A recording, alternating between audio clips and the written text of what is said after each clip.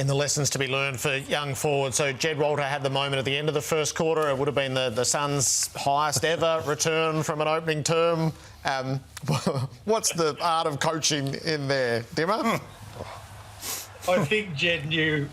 It was funny because I sort of caught his face at quarter time and he sort of looked at me and we both sort of laughed. I called him a peanut, I think, in the quarter time. But, look, he'll learn from it. He's an incredible kid, this one. He's going to be a very special player and he'll get better and learn from it. And look, to be honest, it's a good learning one for me as well, because sometimes I think as a coach, you'll do a drill and you don't get the guys to finish the play.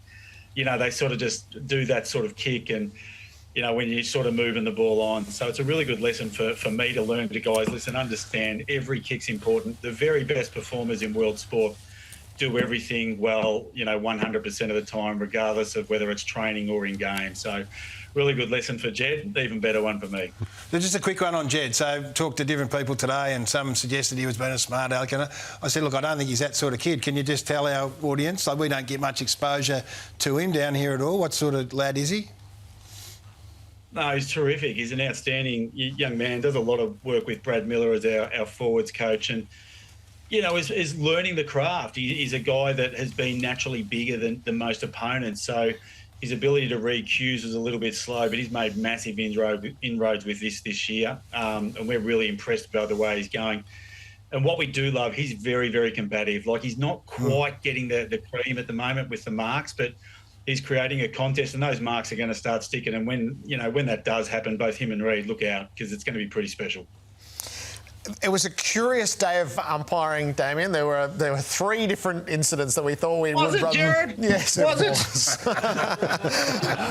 What did you tell us? What did you think of the non-insufficient intent call at the end?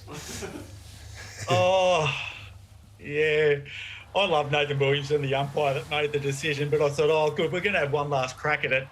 And then when he called the boundary throw, he's like, what? Anyway, look at... Oh, I hope you... Yeah, we have. Oh, no. Yeah. Oh, yes. Oh, you have to. You blokes should kill me. What's just happened?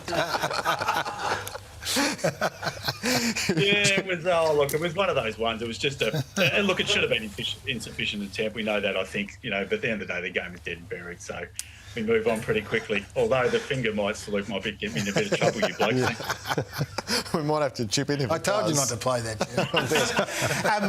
The umpire changed his mind with a little bit of help. So we just wanted to play this properly. I was one who thought, did that come from upstairs? It came from on the field. This is the sequence from the umpire's mics. Hey. Dummy! Serious! Out. I'm going to stand. Rob. Yes. Rob, it's a touch. Ball it up, mate. Hold on, what's that? Ball it up. It's touch. Ball it up, it was touched. The other umpire said it was touched, I'm going to ball it up. That's why we're balling it up, Harry. We're balling it up because of that. Throw up, yeah. So that's the interaction from the umpires on the field. Is that the right way to go about it, do we think?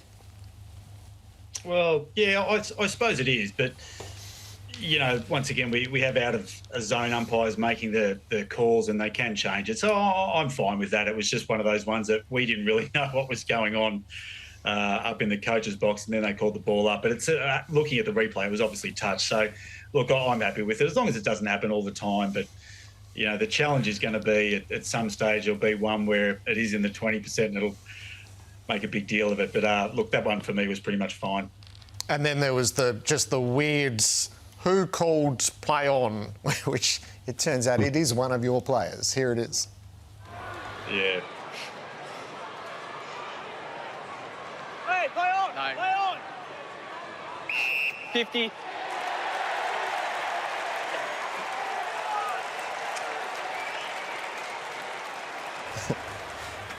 It's all day. That, your player. Call play on. Yeah? Okay, we'll keep looking. Yeah, look early. Yeah, Mac went over the line. You got it. How'd you handle that one, Dimma, post-game? How did you just... Look, it was one of those ones. It was...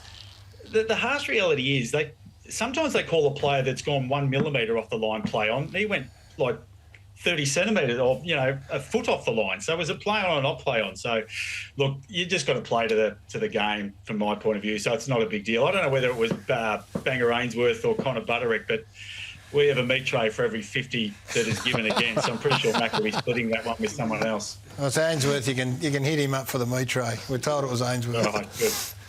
All right, so a funny old day on the umpiring front. Our coaches on duty, Adam Uze and Damien Hardwick. And Lee Matthews is in the building. He is on couch next, joining Nathan Buckley, Jordan Lewis and Jack Rebolds.